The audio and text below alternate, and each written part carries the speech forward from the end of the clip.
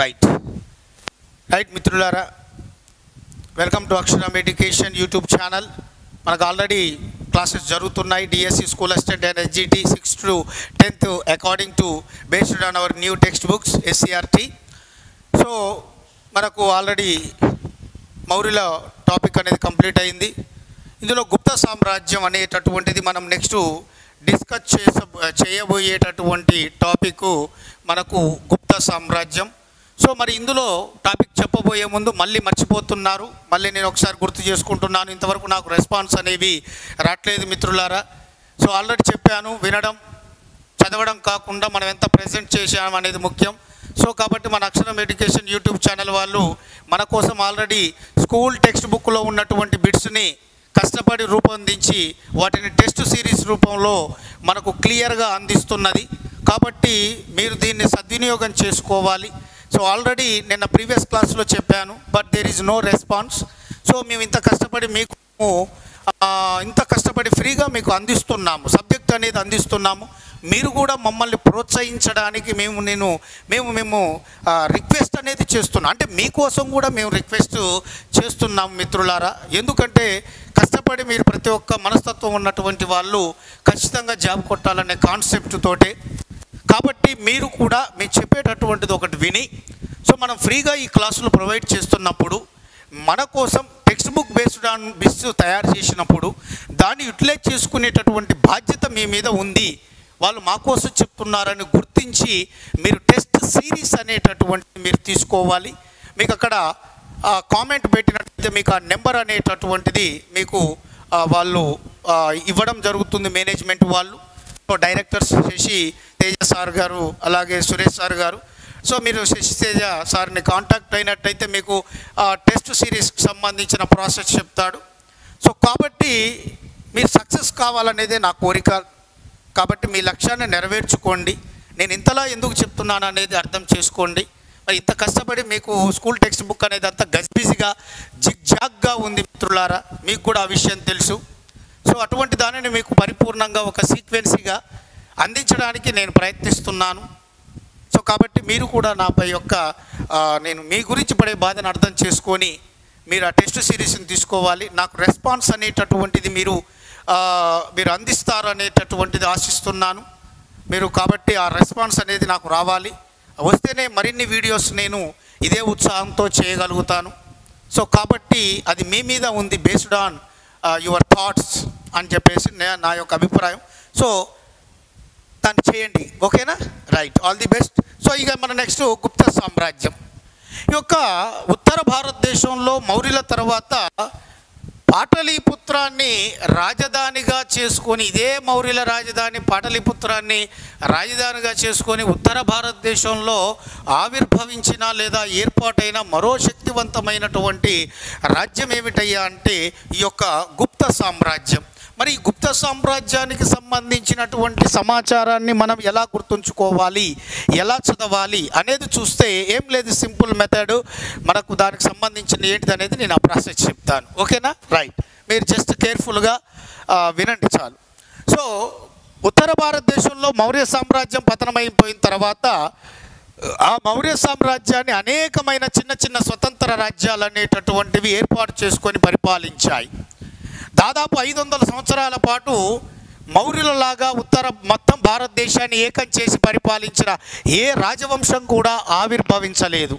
అనేక చిన్న చిన్న స్వతంత్ర రాజ్యాలు మౌర్య సామ్రాజ్యాన్ని విభజించుకొని అవి పరిపాలించుకోవడం జరిగింది. దాదాపు 500 సంవత్సరాలు మౌర్య సామ్రాజ్యం అంతమైపోయిన తర్వాత 500 సంవత్సరాలు అదే పరిస్థితి కొనసాగింది.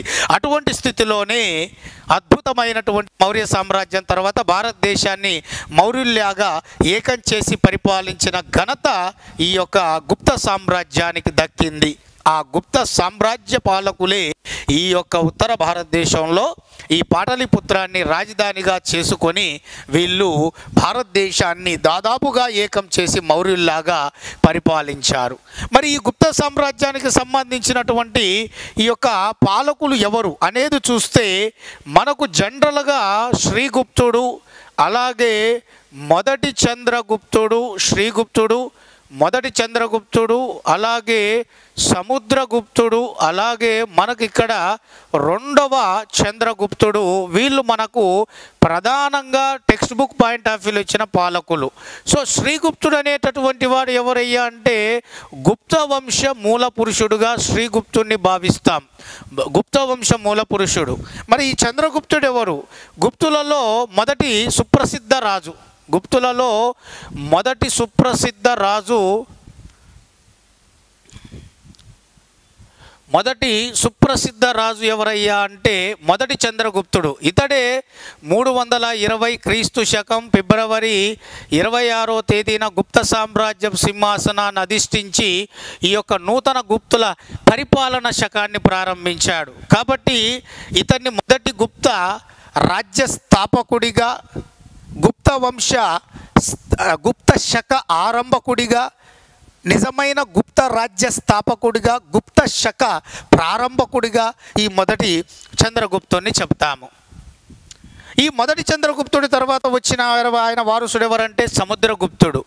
ఈ యొక్క మొదటి చంద్రగుప్తుడి యొక్క కుమారుడు సముద్రగుప్తుడు గుప్తరాజులందరిలోకెల్లా గొప్పవాడిగా ప్రసిద్ధిగాంచాడు.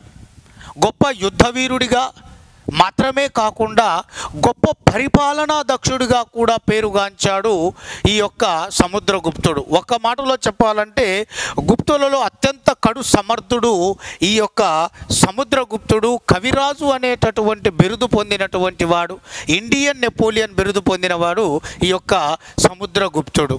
అంటే ఉత్తర భారతదేశం నుంచి దక్షిణ భారతదేశం, తూర్పు నుంచి మొదలుకొని పశ్చిమ భారతదేశం, ఇలా దాదాపు యావత్ భారతదేశాన్ని దాదాపుగా జయించి గుప్త సామ్రాజ్యంలో అంతర్భాగం చేశాడు ఎవరయ్యా అంటే సముద్రగుప్తుడు.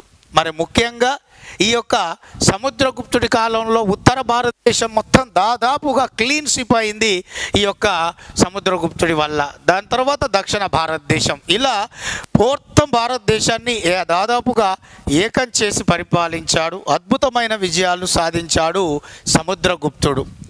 అందులో ముఖ్యంగా ఈ అద్భుతమైన విజయాలతో సముద్రగుప్తుడు తమిళనాడులోని కంచి వరకు కూడా తన దిగ్విజయ యాత్రను కొనసాగించి ఈ యొక్క సాటి లేని మేటి గొప్ప యుద్ధ వీరుడుగా, పరిపాలన దక్షుడుగా పేరుగాంచాడు.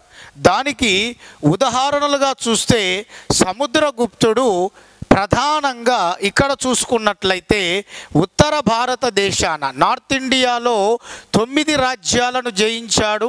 సౌత్ ఇండియాలో 12 రాజ్యాలను జయించాడు. 12 రాజ్యాలను జయించాడు. 5 సరిహద్దు రాజ్యాలను జయించాడు. 8 గణతంత్ర రాజ్యాలను జయించాడు. 8 గణతంత్ర రాజ్యాలు, 9 ఉత్తర భారతదేశ రాజ్యాలు, 5 సరిహద్దు రాజ్యాలు, 12 దక్షిణ భారతదేశ రాజ్యాలు, 18 ఆటవిక రాజ్యాలు, ఇలా మొత్తం కూడా జయించాడు. సాటి లేని మేటి వీరుడిగా ఆయన పేరుగాంచాడు ఎవరయ్యా అంటే సముద్రగుప్తుడు. అందుకనే గుప్తులలో ఎక్కువ రాజ్య విస్తరణ చేసిన వాడు, గొప్ప యుద్ధ వీరుడు, పరిపాలన దక్షుడుగా పేరుగాంచాడు సముద్రగుప్తుడు. మరి మన బుక్ పాయింట్ ఆఫ్ వ్యూలో ఇచ్చినటువంటి దాంట్లో సముద్రగుప్తుడి తర్వాత మనకు ఆయన యొక్క కుమారుడు రెండవ చంద్రగుప్తుడు. మరి ఈ రెండవ చంద్రగుప్తుడు తండ్రి వలె కడు సమర్థుడుగా పేరుగాంచాడు రెండవ సముద్రగుప్తుడు. మరి రెండవ చంద్రగుప్తుడు కూడా పశ్చిమ భారతదేశంలో ఉన్న పశ్చిమ భారతదేశాన్ని మొత్తం కూడా తమ ఆధీనంలోకి తెచ్చుకున్న విదేశీ పాలకులైన ఈ శకులు అనేటటువంటి పాలకులను వాళ్ళను పూర్తిగా అంతం చేసి వాళ్ళ యొక్క భూభాగమైన ఉజ్జయినిని ఆక్రమించి దానిని గుప్తులకు రెండవ రాజధానిగా చేసిన గొప్ప యుద్ధవీరుడుగా కూడా రెండవ చంద్రగుప్తుడు పేరుగాంచాడు. రెండవ చంద్రగుప్తుడు కేవలం తండ్రిలాగా యుద్ధవీరుడుగా మాత్రమే కాకుండా, పరిపాలన దక్షుడిగా మాత్రమే కాకుండా, తన కాలంలో ఈయన సాహిత్యాన్ని ఎక్కువగా అభివృద్ధి పరిచాడు. సాహిత్యాన్ని ఎక్కువగా అభివృద్ధి పరిచాడు. అందులో ముఖ్యంగా ఈ యొక్క గుప్తుల యొక్క కాలంలో రాజభాషగా ఉన్న ఈ యొక్క సంస్కృతం భాషను ఎక్కువగా ముందుకు తీసుకొచ్చే ప్రయత్నం చేశాడు. అందులో భాగంగానే తన ఆస్థానంలో 9 మంది కవి పండితులను నవరత్నాలు అనేటటువంటి పేరుతో వాళ్ళను పెంచి పెంచి పోషించాడు, వారి యొక్క సాహిత్యాన్ని అభివృద్ధి పరిచాడు. అనగా గుప్తులలో రెండవ చంద్రగుప్తుడు ఎవరైతే ఉన్నారో ఆయన కాలంలో 9 మంది కవి పండితులు నవరత్నాలు అనేటటువంటి పేరుతో వారి యొక్క సాహిత్యాన్ని అభివృద్ధి పరచుకోవడం అనేటటువంటిది జరిగింది మిత్రులారా. మరి ఆ నవరత్నాల గురించి మనకు టెక్స్ట్ బుక్లో క్లియర్గా మెన్షన్ చేశారు. వాళ్ళ పేర్లు ఒకసారి చూద్దాం మిత్రులారా. ఇక్కడ కాళిదాసు, జాగ్రత్తగా చూడాలి, ఈ పేర్లు మనకు ఇస్తాడు. అమరసింహు, అలాగే శంకు, అలాగే మనకు అత్యంత ముఖ్యమైనటువంటి వారిలో బేతాళ భట్టు, అలాగే ఇక్కడ 5వది క్షపకుడు, ఘట కర్షకుడు,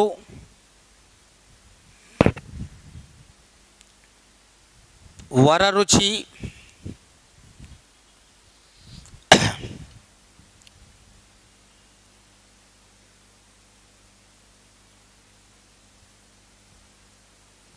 వరహ మిహిరుడు.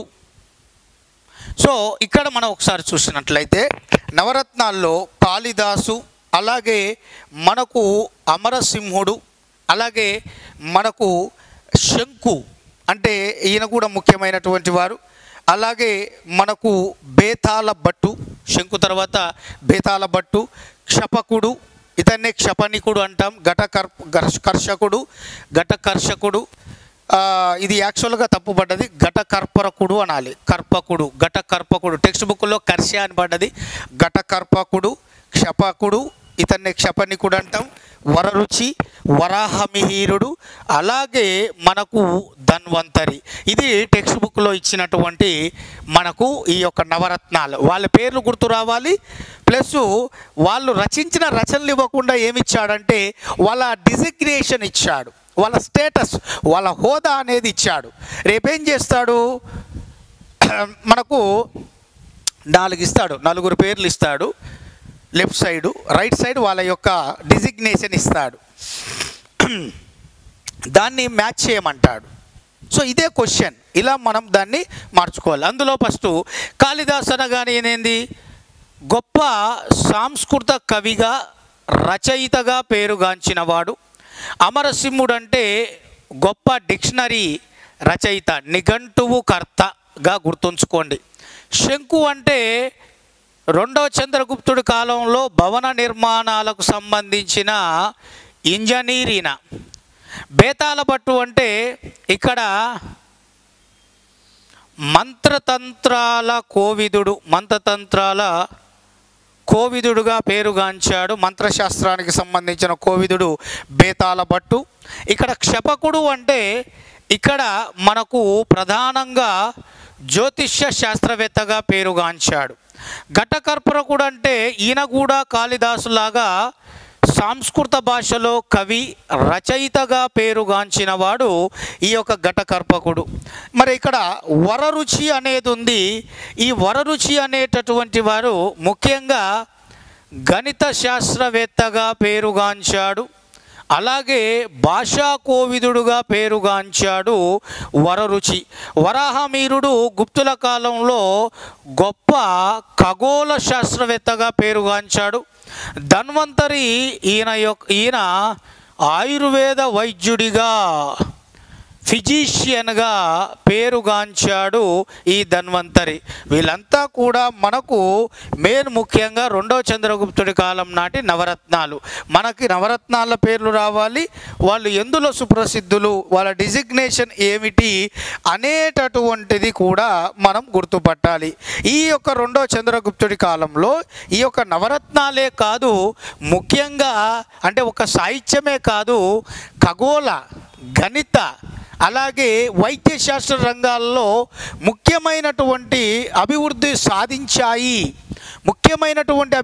సాధించాయి అని మనం గుర్తుంచుకునేలా మనకు కొన్ని ముఖ్యమైన గ్రంథాలు, ముఖ్యమైనటువంటి శాస్త్రవేత్తలు మనకు ఇవ్వడం జరిగింది టెక్స్ట్ బుక్లో. మరి వాళ్ళకు సంబంధించింది మనము క్లియర్గా ఇక్కడ చూడడం అనేది జరుగుతూ ఉంది. మనం కొద్దిగా జాగ్రత్తగా చూడాలి. ఇది టెక్స్ట్ బుక్ ఓరియంటెడ్ కాబట్టి మనకు చాలా చాలా ముఖ్యం, లైన్ టు లైన్. సో అది మనం దృష్టిలో పెట్టుకోవాలి మిత్రులారా, రైట్.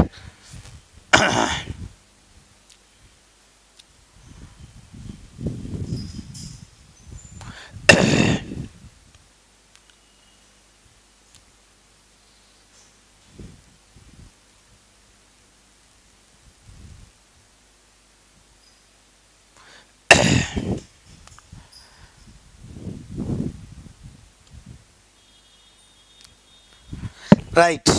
ఇప్పుడు ఇక మనకి ఈ గుప్తుల కాలానికి సంబంధించిన దాంట్లో ఎస్పెషల్లీ రెండవ చంద్రగుప్తుడికి సంబంధించిన దాంట్లో గణిత శాస్త్ర రంగం, అలాగే మనకు ఖగోళ శాస్త్రం, అలాగే మనకు వైద్య శాస్త్రం. సో వీటికి సంబంధించిన అంశాలు ఒకసారి మనం చూద్దాం.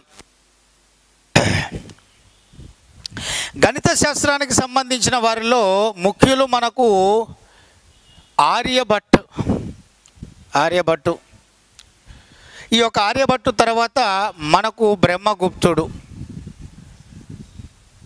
వీళ్ళిద్దరూ కూడా రెండో చంద్రగుప్తుడి కాలానికి సంబంధించిన గొప్ప ఖగోళ గణిత శాస్త్రజ్ఞులుగా, శాస్త్రవేత్తలుగా పేరుగాంచారు ఈ ఆర్యభట్టు, బ్రహ్మగుప్తుడు.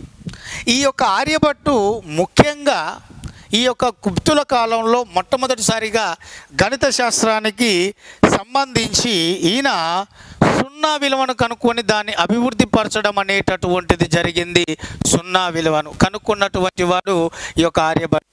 అంతేకాదు ముఖ్యంగా ఈ యొక్క ఆర్యభట్టు ఎవరైతే ఉన్నారో ముఖ్యంగా 1 నుంచి 9 ఈ యొక్క అంకెలకు గుర్తులను, అంటే సంఖ్యలు ఏదైతే ఉన్నాయో వాటికి గల గుర్తులను కూడా కనుగొన్నారు.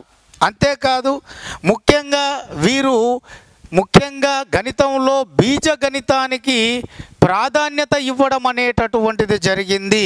ముఖ్యంగా ఆర్యభట్టు బీజగణితాన్ని మొదటిసారిగా ప్రాముఖ్యంలోకి తీసుకొచ్చాడు. 1 నుంచి 9 ఈ యొక్క అంకెలకు గుర్తులను వాటిని కేటాయించడం జరిగింది. సున్నా విలువ కనుక్కున్నాడు, దాన్ని అభివృద్ధి పరిచి దానికి గుర్తును కేటాయించి దాన్ని ప్రాచుర్యంలోకి తీసుకురావడం అనేటటువంటిది జరిగింది ఈ యొక్క ఆర్యభట్టు అనేటటువంటి విషయాన్ని ఇక్కడ మనం గమనించాలి. అంతేకాదు వీరి కాలం నాటి ఆల్గారిథమ్స్ ఏదైతే ఉందో ఈ ఆల్గారిథమ్స్ను ఇప్పుడు ప్రస్తుతం కంప్యూటర్ ప్రోగ్రామింగ్లో ఒక కోడ్ లాంగ్వేజ్గా దాన్ని ఉపయోగిస్తున్నారు. అంటే అది గుప్తుల కాలం నాటి గణిత శాస్త్ర విజ్ఞాన నైపుణ్యానికి ఉదాహరణగా చెప్పవచ్చును ఈ ఆల్గారిథమ్స్ని.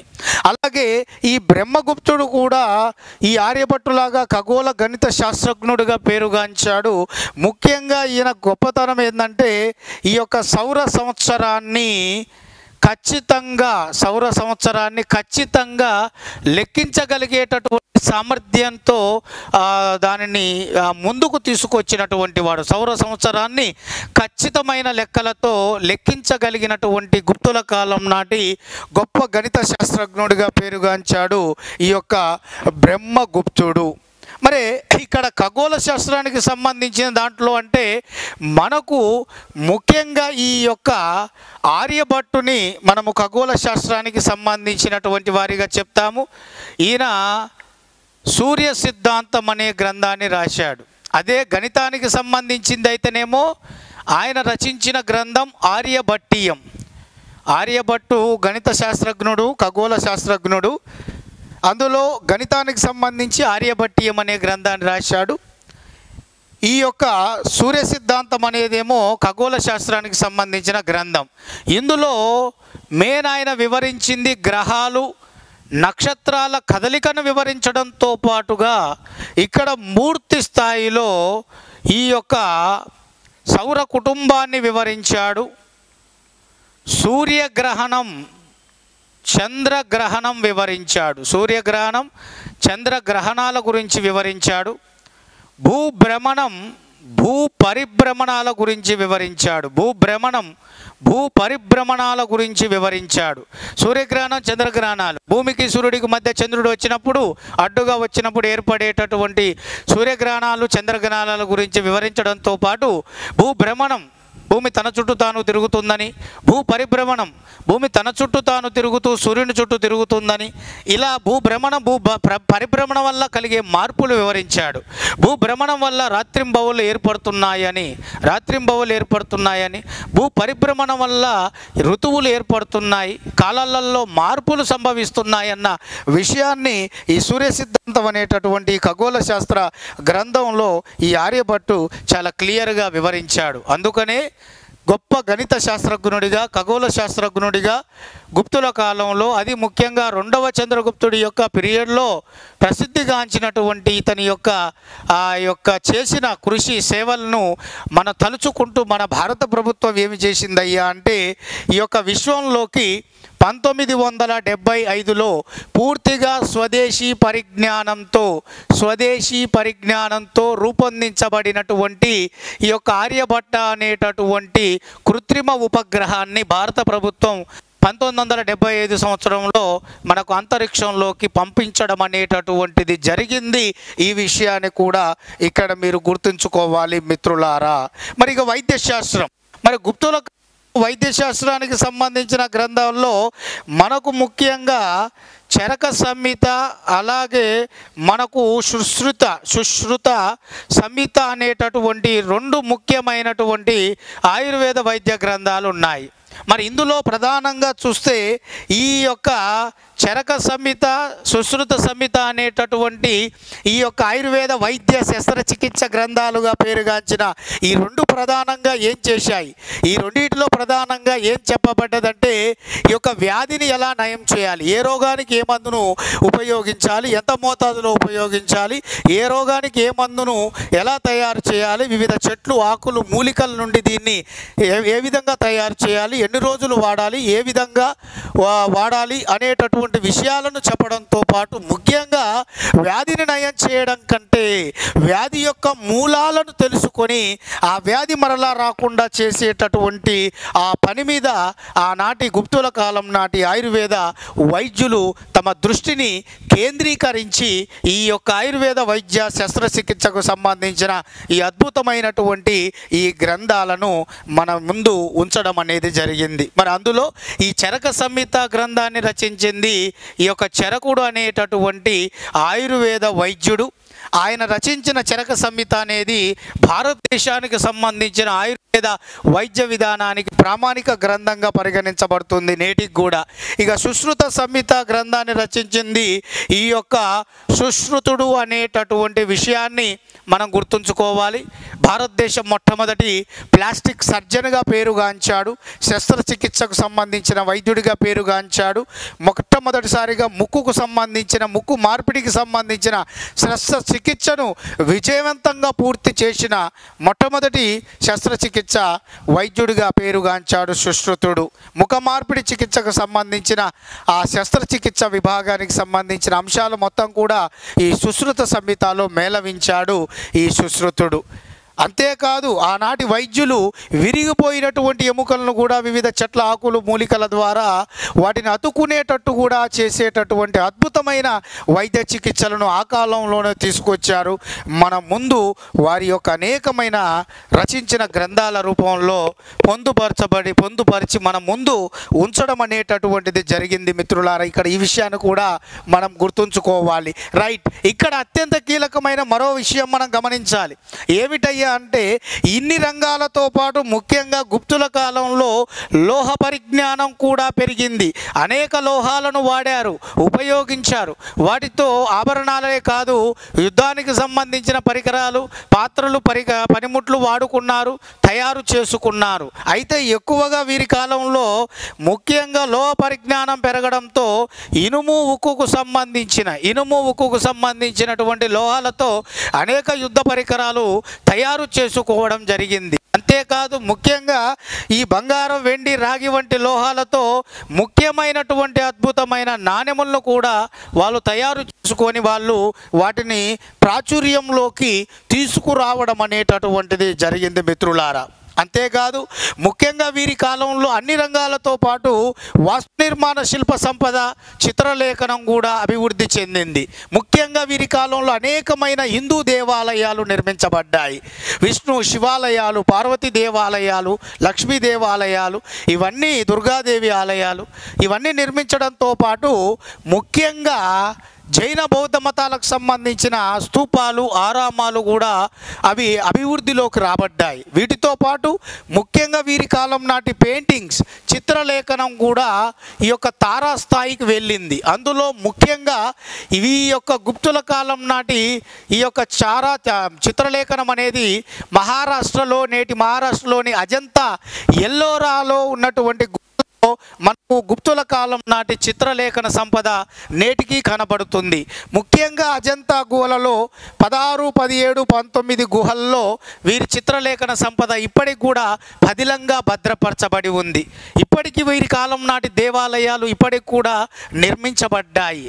ముఖ్యంగా ఇది ప్రతి ఒక్క రంగంలో, అంటే సాహిత్యపరంగా కానీ, రాజ్య విస్తరణ పరంగా కానీ, ప్రజా సంక్షేమ పరంగా కానీ, మనకు ఖగోళ శాస్త్రపరంగా కానీ, గణిత శాస్త్రపరంగా కానీ, వైద్య శాస్త్రపరంగా కానీ, వాస్తు నిర్మాణ శిల్ప సంపద అనగా దేవాలయాల పరంగా కానీ, ఆరామాలు, అలాగే స్తూపాల పరంగా కానీ, మన ఏమంటారు చిత్రలేఖన పరంగా కానీ, ఇలా ప్రతి ఒక్క రంగంలో, లోహ పరిజ్ఞాన పరంగా కానీ, ఇలా ప్రతి ఒక్క అంశంలో భారతదేశంలో, ఎస్పెషల్లీ ఉత్తర భారతదేశంలో మొట్టమొదటిసారిగా కీర్తిని గడించినటువంటి మొట్టమొదటి రాజవంశము ఈ యొక్క గుప్తులు. కాబట్టే భారతదేశ చరిత్రలో ఈ యొక్క గుప్తుల పరిపాలనా కాలాన్ని చరిత్రకారులు ఏమని పిలిచారయ్యా అంటే, ఇది క్వశ్చన్, స్వర్ణయుగము.